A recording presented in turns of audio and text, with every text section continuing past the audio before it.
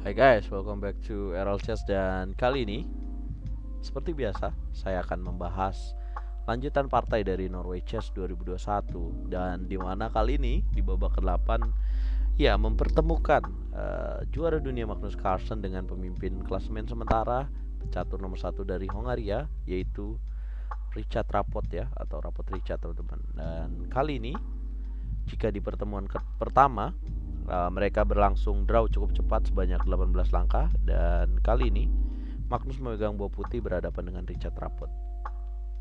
Dan bagaimana keseruannya? Langsung saja kita simak dan ojo disikip iklanere. Nah, ya, memegang buah putih Magnus membuka permainan dengan pembukaan E4, E5, kuda F3 dan kuda C6. Kemudian menjawab gajah B5 dan kuda F6. Ya, ini adalah merupakan pattern dalam pembukaan Ruy Lopez ya teman-teman. Dan D3 di sini. Kemudian ya langkah keempat yang sangat berbeda dan mengejutkan ya bagi dunia catur di mana semua mata memandang kemudian melihat bahwa pimpinan klasemen Rapport Richard melakukan langkah yang sangat cywar dan penuh trik ya di sini dan kemudian di sini Magnus merespon dengan hanya rokade. Dan kira-kira apa sih yang akan terjadi bang kalau misalkan kuda putih memakan pion E5? Ya, apabila kalian melakukan terpancing ya dengan memakan pion gratis di E5, yaitu ada langkah C6 teman-teman, yang dimana apabila gajahnya kabur, ini akan terjadi skema skak dan mendapatkan kuda teman-teman. So that's why Magnus tidak terpancing dengan racun ya atau trik dari seorang Rapport Richard teman-teman. Of course lah. Dan kemudian dia rokade C6 dan gajah 4, kemudian kuda G6. Magnus menjawab benteng S1, coba menyerang dari petak center gajah E7 dan D4 ya. Langsung mendobrak di sini Magnus Carlsen dan dijaga D6 kemudian C3. Ya, C3 dengan tujuan apa bang? Menguatkan petak D4-nya apabila dimakan dan gajah C2 teman-teman.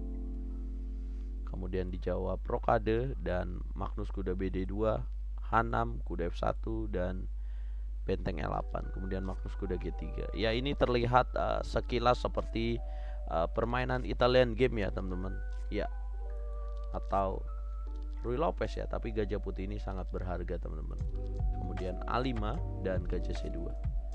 Menteri C7 menguatkan kokohan ya pion E5 ini.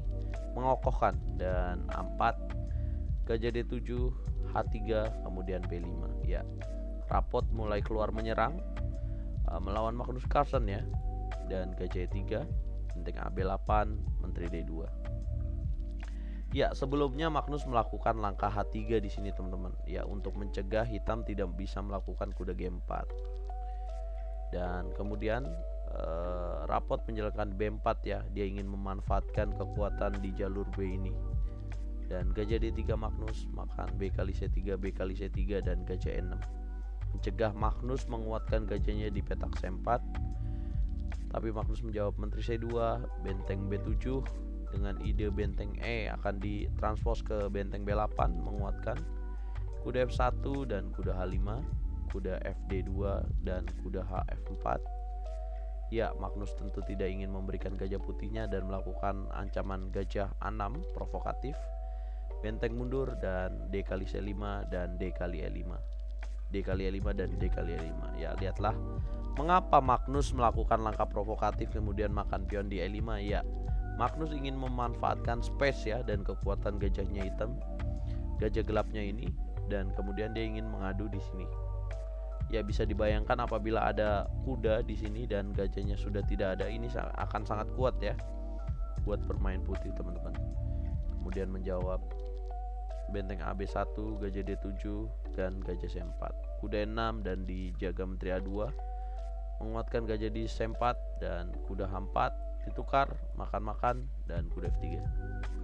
Kemudian gajah E7 dan benteng AD1, gajah C8 dan menteri C2, kuda F8 dan benteng D2, kemudian gajah E6. Kemudian menteri A2, benteng D8 dan diadu sama Magnus Carlsen, makan-makan dan benteng D1, Gajah E7 H4, benteng D8, benteng B1, ya penolak pertukaran benteng dengan tujuan gajah B6. Kemudian diadu lagi dan barulah dia makan dan G3. Kemudian gajah D8 dengan tujuan menguatkan gajah di C7 ya. Lihatlah bahwa pionnya juga sangat bahaya ya. Raja G2, gajah C7 dan barulah di sini Carlsen memutuskan menukar gajahnya. Kuda kali 6 dan menteri C4 mengancam pion dan tapi Rapot masih menjaga sangat solid. Menteri E8, kemudian Carlsen melakukan H5 ya. Dengan ide kuda ke H4 atau kuda ke F5 kemudian. Raja H7, menteri D3, menteri E7, kuda D2, gajah D6 dan kuda C4 mengancam gajah dan tapi malah mundur lagi, tidak berani ya karena pion E5-nya jatuh teman-teman. Kemudian di sini langkah yang sangat bagus dari Magnus Carlsen, menteri D1. Understanding position yang cukup bagus dari juara dunia Magnus Carlsen. Kuda F8, kemudian menteri G4, kuda D7 dan raja F1, menteri A8 dan raja G2, menteri E7 dan menteri F5. Ya, raja G8 kemudian G4 ya. Inilah ide dari Magnus Carlsen. Dia pelan-pelan, dia sudah tahu bahwa misalkan dia membuat ya rata-rata membuat lawannya di Norway Chess ini hanya bisa pasrah dan menunggu keputusan dari dia. Tapi dia punya serangan yang pelan-pelan bisa membuat dia menang teman-teman. Kuda F8 kemudian G5, makan dan menteri C5 dan kuda E3 ya. Diberikan tuh pion C3 dan gimana tuh bang kalau dimakan? Ya kalau dimakan teman-teman ada langkah kuda G4 ya dengan tujuan H6 kemudian dan akan sangat bahaya buat pemain hitam. Makanya Rapot baik ya, Rapot Richard tidak mau.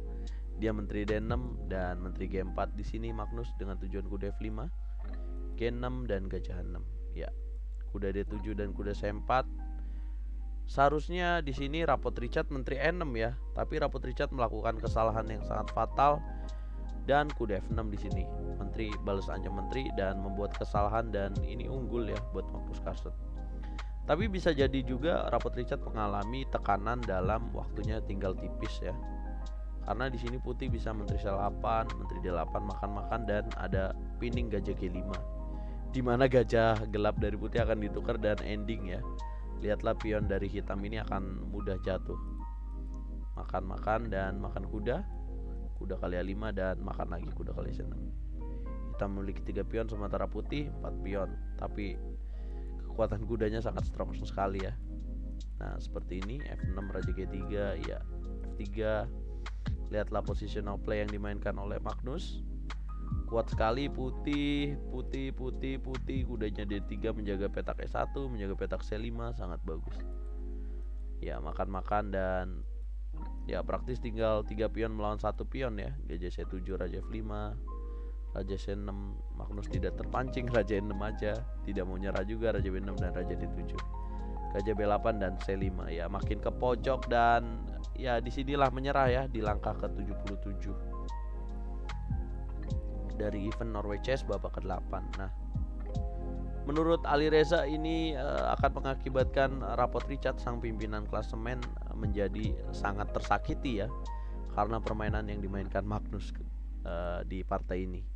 Dan walaupun mengalami kekalahan dari Magnus, Rapot Richard masih memimpin klasemen di Norway Chess 2021 selisih setengah poin dengan Magnus di tempat kedua, di mana Rapot mengumpulkan 15,5 poin sementara Magnus 15 poin teman-teman. Di tempat ketiga ada Ali Reza Firuja. Tempat keempat ada Ian Nepomniachtchi, tempat kelima ada Karyakin, dan tempat terakhir ada Aryan Tari. Nah kalau kalian mau nonton kelanjutan babak berikutnya ya, babak ke-9 dari Norway Chess, bisa nonton di channel ini ya, channel YouTube RL Chess, channel satu-satunya dari Indonesia yang menyiarkan dan menganalisa partai Norway Chess 2021 secara live jam 21.40 waktu Indonesia Barat, hanya di RL Chess. Dan please bantu banget channel ini berkembang dengan memberikan like, share, subscribe, dan komen teman-teman. Ojo di skip iklannya dan saya pamit teman-teman dan nantikan ulasan menarik lagi dari percaturan duniawi ya. Saya pamit, Catur Yes Indonesia Jaya.